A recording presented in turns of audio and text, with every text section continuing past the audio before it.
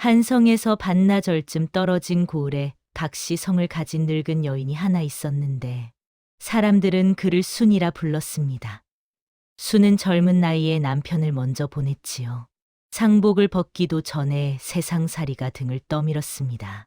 비 오는 날엔 남의 집 안방에서 삭바느질을 했고 눈 오는 날엔 부엌 아궁이에 불을 지폈지요. 손은 늘 헐었고 허리는 늘 굽어 있었습니다.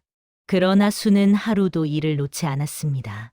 외아들 하나를 사람 구실하게 키워내야 했기 때문이지요.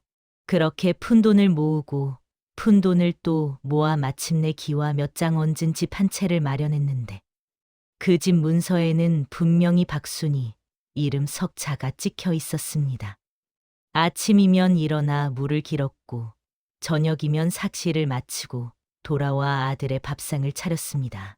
아들이 글방에 다닐 수 있었던 것도 명절이면 새 옷을 입을 수 있었던 것도 모두 순의 굽은 허리 덕분이었지요. 손가락 끝이 바늘에 찔려 피가 나도 겨울 찬물에 동상이 걸려도 순은 입 밖에 내지 않았습니다. 이 아이 하나만 잘 키우면 된다. 그것이 순의 유일한 소망이었고 그 소망을 이루기 위해 순은 자신의 모든 것을 바쳤습니다. 마을 사람들은 그런 순을 보며 혀를 찼지요.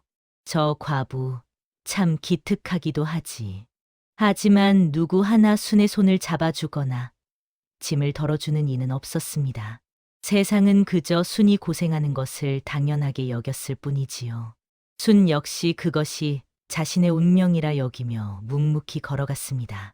봄이면 남의 집밭에 나가 김을 메고 여름이면 삭발레로 하루를 보냈습니다. 가을이면 타작을 도왔고 겨울이면 바느질로 밤을 지새웠지요.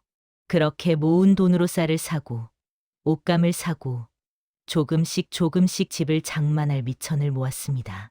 순이 어멈, 그렇게 고생하면 몸이 상하지 않겠소? 이웃 안악들이 걱정스레 물었지만 순은 그저 웃으며 고개를 저었습니다. 괜찮습니다.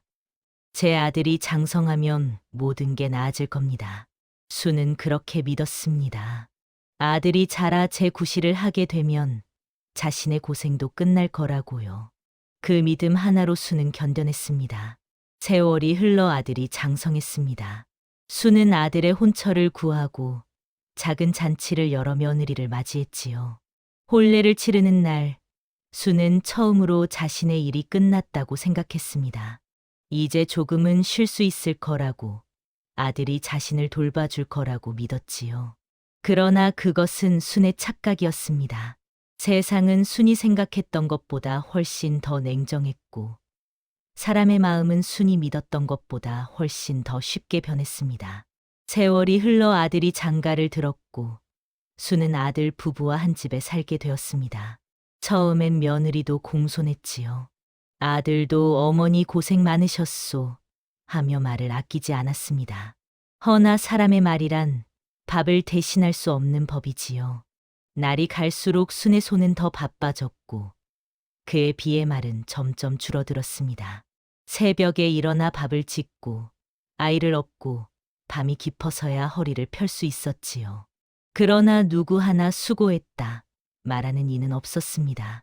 며느리는 이르길 어른이 집에 계시니 살림은 당연한 일이지요. 아들은 그 말에 그저 고개를 끄덕였을 뿐 어머니의 등을 제대로 본 적은 없었습니다. 수는 아침 일찍 일어나 부엌에서 불을 지폈습니다. 손주를 업고 재우고 빨래를 하고 마당을 쓸었지요. 며느리는 방 안에서 바느질을 하거나 친구들과 수다를 떨었습니다. 순이 부엌에서 땀을 흘리며 일할 때도 며느리는 어머님, 물 좀 주세요 하고 심부름을 시키곤 했지요. 아들은 바깥일로 바쁘다며 집에 있는 시간이 적었습니다. 가끔 돌아와도 며느리 곁에만 있었지 어머니 방에 들르는 일은 드물었지요. 순은 그런 아들을 보며 서운함을 느꼈지만 입 밖에 내지 않았습니다. 아들이 장가를 들면 어미는 뒷전이라더니 그 말이 맞구나. 수는 혼자 중얼거리며 또다시 일을 했습니다. 손주가 울면 업고 밥상을 차리고 설거지를 하고 마당에 장작을 패고 우물가에서 빨래를 했지요. 허리는 점점 더 굽어갔고 손은 더욱 거칠어졌습니다. 어느 날 저녁, 수는 아들 부부가 밥상 앞에 앉아 이야기하는 것을 들었습니다. 요즘 어머니가 일을 예전만큼 못하시는 것 같소. 그러게요. 나이가 드시니 어쩔 수 없지요. 수는 그 말을 듣고 가슴이 철렁했습니다. 자신이 쓸모없어지고 있다는 것을, 아들 부부가 느끼고 있다는 것을 알았기 때문이지요. 수는 그날 밤 잠을 이루지 못했습니다. 다음 날부터 수는 더욱 부지런히 움직였습니다. 아침 일찍 일어나고 밤늦게까지 일했지요. 하지만 몸은 예전 같지 않았습니다. 무릎이 시리고 허리가 아팠지요. 그래도 수는 멈추지 않았습니다. 멈추면 자신이 정말로 쓸모없는 사람이 될 것 같았기 때문입니다. 며느리의 눈초리는 날이 갈수록 차가워졌습니다. 순이 일을 조금이라도 늦게 하면 한숨을 쉬었고 손주를 돌보다 실수라도 하면 핀잔을 주었지요. 아들은 그런 며느리를 말리지 않았습니다. 오히려 어머니에게 조심하시라고만 말할 뿐이었지요. 수루는 점점 작아졌습니다. 자신이 마련한 집에서 자신이 키운 아들과 함께 살면서도 수는 점점 더 낯선 사람이 되어갔습니다. 집 안 어디에도 순의 자리는 없었습니다. 어느 해 겨울, 수는 크게 앓아 며칠을 누워 있었습니다. 몸이 먼저였으나 며느리 얼굴에는 근심보다 짜증이 먼저 비쳤지요. 그날 밤, 수는 방 너머에서 아들 부부의 말을 듣게 되었습니다. 이제 어머니도 연세가 있으니 절에 모시는 게 낫지 않겠소. 그러게요. 집안일도 버거우신 듯하니 절에 가시면 편히 쉬실 수 있을 겁니다. 그렇소. 우리도 마음 편할 것이고. 그 말이 칼이 되어 순의 가슴에 박혔습니다. 자신이 평생을 바쳐 키운 아들이 자신을 절에 보내려 한다는 사실이 믿기지 않았지요.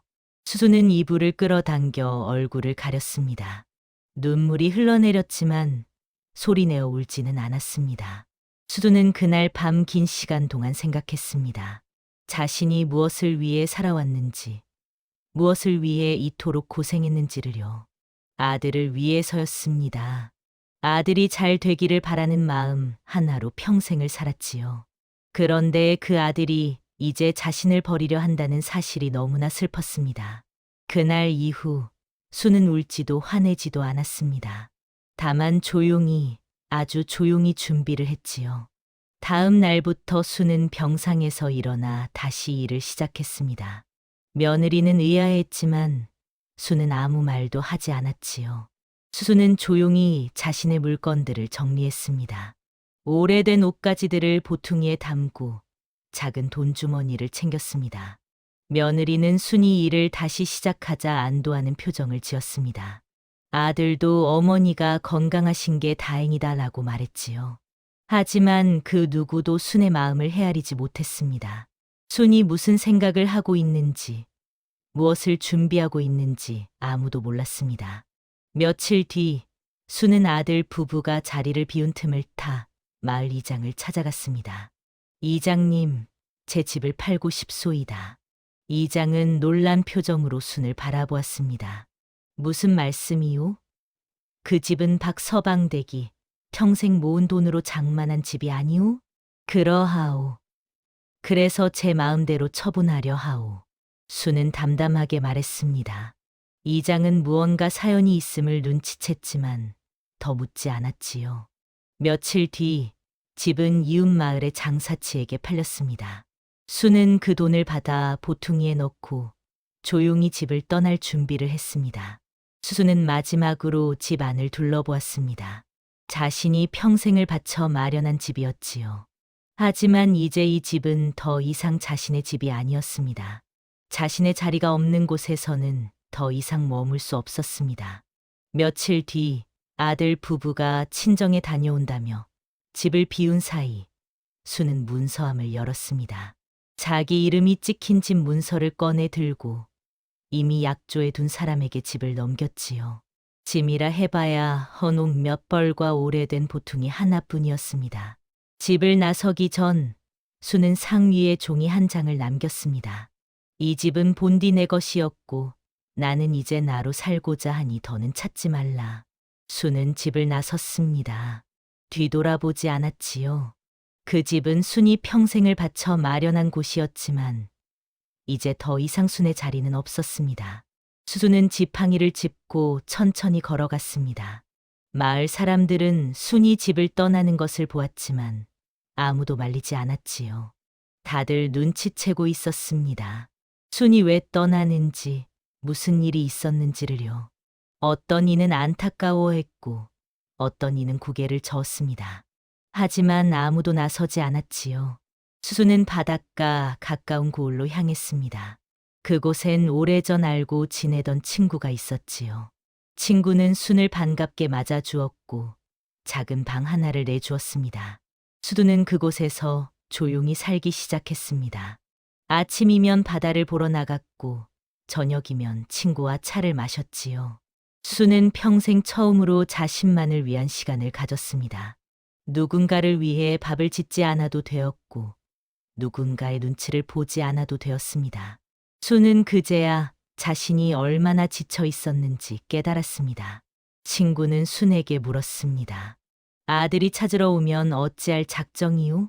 수는 잠시 생각하다 대답했습니다. 오지 않을 겁니다. 설령 온다 해도 이미 늦었지요. 친구는 더 이상 묻지 않았습니다.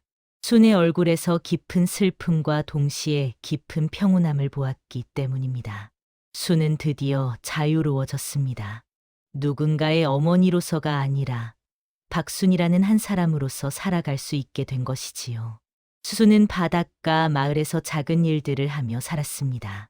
이웃의 옷을 꿰매주기도 하고 아이들에게 이야기를 들려주기도 했지요.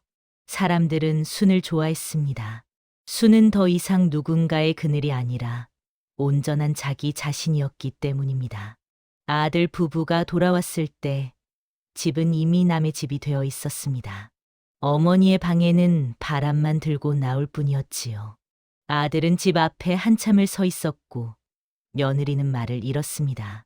새 주인이 나와 문서를 내밀었습니다. 분명히 박순의 이름으로 매매가 이루어진 것이었지요. 아들은 그제야 깨달았습니다. 이 집이 본래 어머니의 것이었다는 사실을, 그리고 자신이 어머니에게 얼마나 잔인했는지를요. 아들은 방바닥에 놓인 종이 한 장을 발견했습니다. 어머니의 글씨였지요. 아들은 그 종이를 읽고 또 읽었습니다. 손이 떨렸고 눈물이 흘러내렸습니다. 며느리는 아무 말도 하지 못했습니다. 아들은 어머니를 찾아 나섰습니다. 마을 사람들에게 물었지만 아무도 순이 어디로 갔는지 말해주지 않았지요. 어떤 이는 모른다고 했고 어떤 이는 알아도 말하지 않겠다고 했습니다. 며칠을 헤맸지만 순의 행방은 묘연했습니다. 아들은 집으로 돌아와 허탈하게 앉아 있었습니다. 어머니가 평생 자신을 위해 얼마나 고생했는지, 자신이 어머니에게 얼마나 냉정했는지 비로소 깨달았지요. 하지만 이미 늦었습니다. 어머니는 떠났고 집도 사라졌습니다. 아들은 자신이 무엇을 잃었는지 뼈저리게 느꼈습니다. 훗날 들으니 수는 바닷가 가까운 고을로 가 작은 집에 몸을 의탁하고 조용히 살았다고 합니다. 바람이 세게 부는 날에도 그 집 굴뚝에서는 연기가 끊이지 않았다 하고 새벽이면 물 깃는 소리가 들렸다고도 하지요. 아들이 찾아왔다는 말도 있고 끝내 오지 않았다는 말도 있습니다. 누군가는 문 앞에 오래 서 있던 사내를 보았다 하고 누군가는 그저 파도 소리만 들었다고 합니다.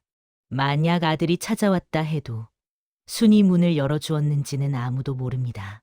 다만 확실한 건 그 집 문서에는 끝내 다른 이름이 오르지 않았다는 것입니다.